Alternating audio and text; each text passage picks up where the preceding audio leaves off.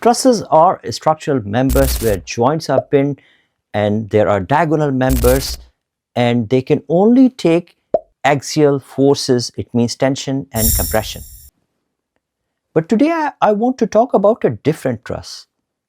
It is called Vierendeel Truss.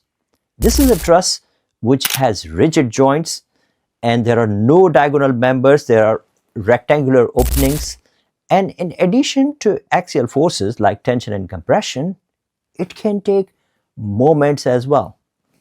In today's lecture, I will solve one example using approximate methods related to Vierendeel trusses. This is now 50-part lecture series on IStructE certificate in structural behavior. If you have missed other parts, click on link over here to watch all lectures.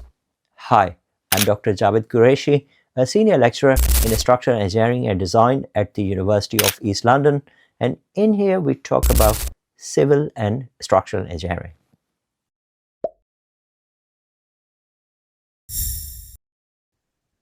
This lecture is about axial forces and moments, and I'll be using qualitative methods to work out the moments and axial forces.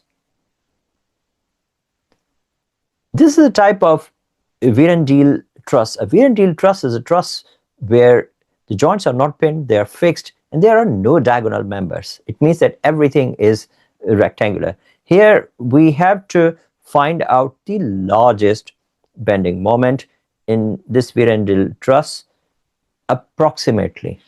This is very important. And the options we have is 20 kilonewton in EF, which is A, 20 kilonewton in BC, and 5 kilonewton in AD, and 10 kilonewton in BE. I suggest that you pause this video now, and there's a quiz in description down below where you can find a quiz and you can guess the answer. Your name will not be displayed, so feel free to take the quiz and then see that how you understand the problem. So for this type of truss, firstly, the reactions are going to be half and half. So here I will have 10 kilonewton and here I will have 10 kilonewton, and the moment is going to happen either in BE, this portion, or on the other side of the beam. And the main thing here is that it will transfer shear force and it will transfer axial force. So for this type of truss, it will transfer 10 kilonewton axial force down, and here 5 kilonewton axial force and 5 kilonewton axial force downwards. What it will also transfer is the shear force.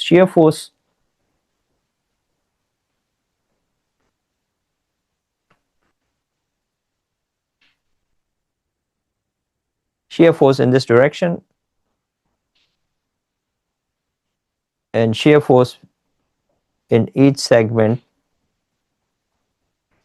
will be 5 kilonewton, and again here this will transfer 5 kilonewton, this is shear, and 5 kilonewton and 5 kilonewton, this is shear.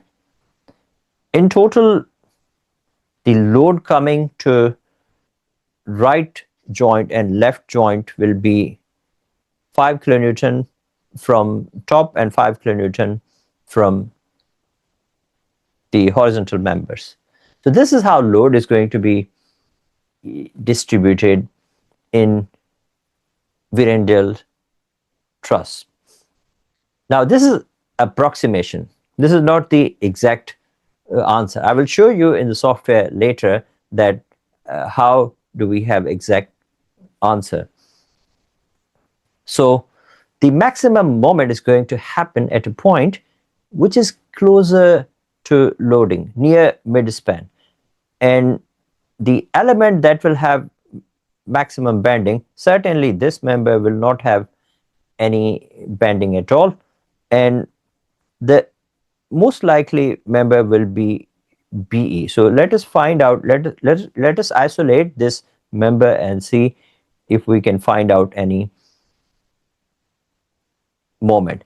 Another critical thing here, which I'm going to discuss here, is that we will use portal method to find out the moments, and that will have assumption that this frame, this can be treated as a frame because joints are fixed, will have points of counter-flexure. Points of counter-flexure means that the points where bending moment is 0 at mid-span of beams and columns. This is the assumption of portal method. So let's solve this method manually first, and then I will solve it using S-frame.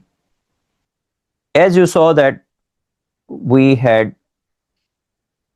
5 kilonewton SFT and 5 kilonewton here, and 10 kilonewton and 5 kilonewton, 5 kilonewton, and again 5 kilonewton, 5 kilonewton shear. So if I isolate this point, and I'm assuming that we have pins at midspan of all the elements except this vertical element CF. This vertical element will not have any bending. It will only carry axial load. So that's why it will not have any points of counter-flexure, as this will not bend. So let us isolate member BE. So if I isolate member BE, I will have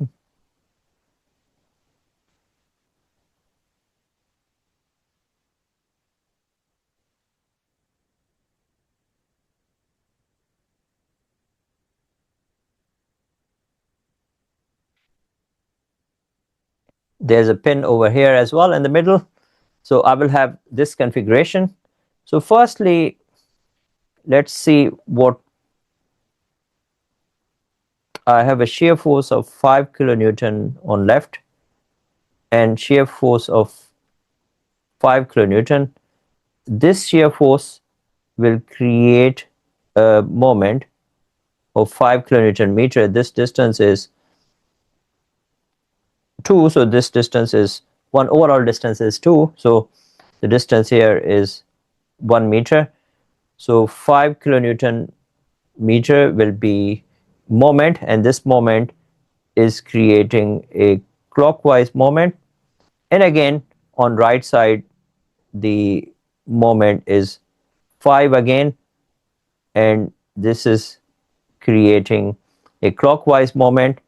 This has to be balanced in column by anti-clockwise moment. So anti-clockwise moment has to be addition of 5 plus 5, which is 10 kilonewton meter, and then you can draw, there's a pin over here, so you can draw 10 kilonewton, and on the other side you will have, this is drawn quite large, on the other side you have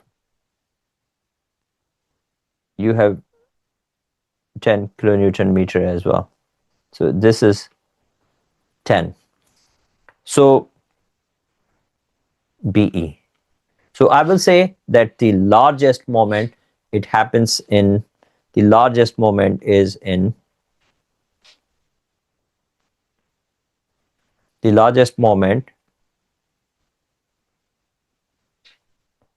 is 10 kilonewton meter, and it happens in member BE, that happens to be the column member.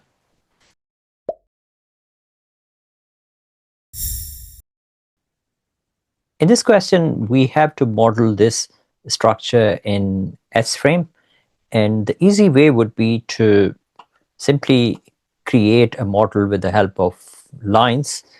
And as we don't have to find out any deflection, so in this case, we can define any section to model this structure, and that will give us the accurate analysis, and that will be slightly different to what we have done here in approximate analysis. In approximate analysis, you saw that the maximum moment was found to be in this element BE, where the moment was about 10 kilonewton meter.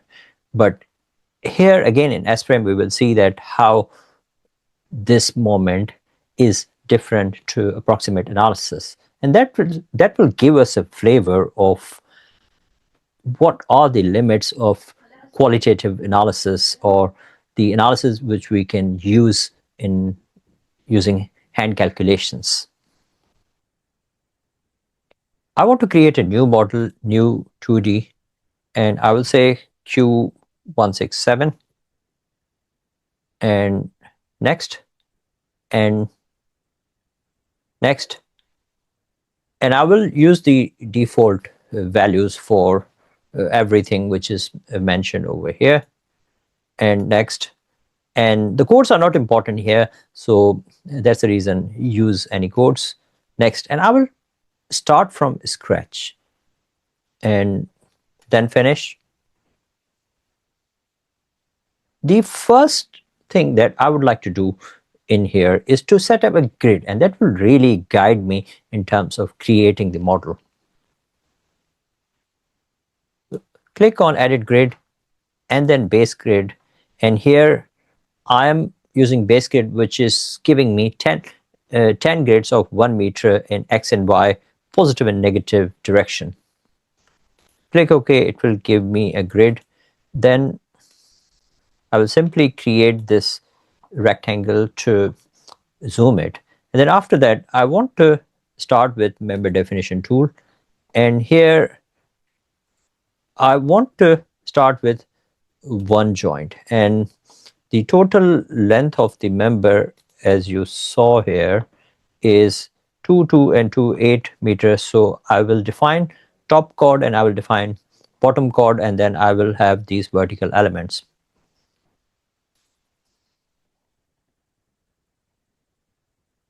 So 8 meter length in positive X direction,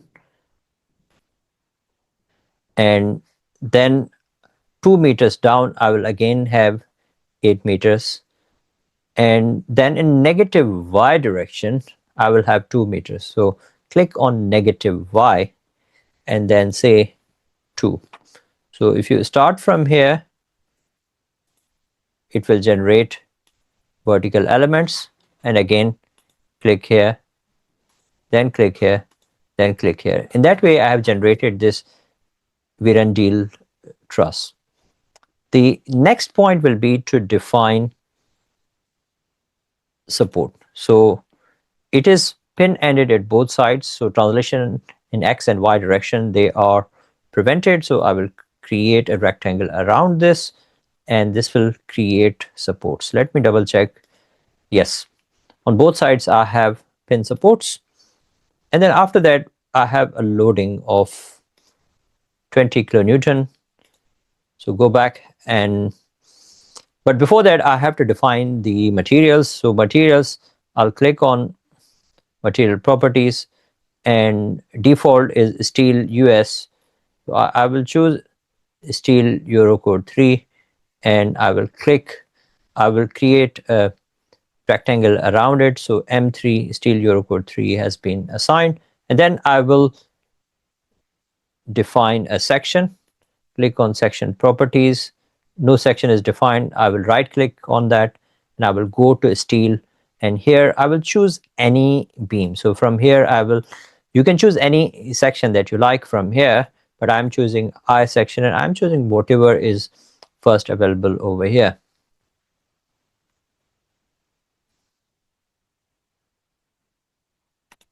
Or I will choose slightly higher section to see what it will do. Click OK. And then I want to assign it whatever color you like. Let's assign it a yellow color and then click OK. This section has been assigned. If you want, you can assign a different color to that as well. So if you wanted to assign green or red color, it will do the job. So click OK. And no, it wasn't assigned, but anyway, you can give it any color that you like. It doesn't really matter over here. And then I will apply load, and I will apply a joint load of 20 kilonewton. So let's apply a downward load of minus 20, and that load is applied over here. And once I've done this, then the analysis is ready. Go to Analyze, Linear Elastic, and then click OK. It's asking me to save. I will say Q167. Click OK. And I will straight away go to deflection. It's deflecting like this. And the thing which I'm interested in is the moment diagram. And as you can see that, as I mentioned earlier, that in the central vertical member, there will be no moment at all, and there won't be any points of counter-flexure. And here, if you double click over here, the maximum moment is 7.75. In our case, we found out 10 kilonewton meter, and it is happening at about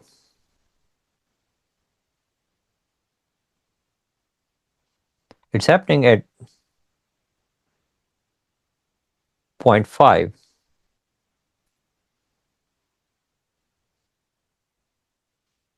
It's happening at 1 meter. So sorry, it's happening at 1 meter at 0.5 of the at mid span of the column. We have point of counterflexure, and it is happening. The maximum is happening at the end, and you saw that it is close to whatever we observed in our hand calculations. Let's go back and have a look at hand calculations. In hand calculations, you saw that the maximum moment is in BE, which is 10 kilonewton. And there's a slight difference. Obviously, this is hand calculation, and software is going to give you accurate results. And as this structure is indeterminate structure, so solving indeterminate structure is very tedious, and it takes a lot of time with hand calculations. Here, we simply used approximate methods to work out the member forces, and both hand calculations and software, they're very useful. These are tools which engineers use to be able to justify their design solutions. But at the end of the day, engineering judgment is something that really matters, and that you can develop through experience, through lots of practice, and by clarifying your basic and technical concepts. Thanks for watching this lecture. I will see you in my next lecture. Thanks for watching this lecture today. If you have missed any of the lectures in this series, IStructE Structural Behavior, click on this link or scan this barcode to watch other lectures. Now I have over 50 lectures in this series, so feel free to watch it. And if you wanted to download the lecture slides, click on this link or scan this barcode. I will see you in my next lecture.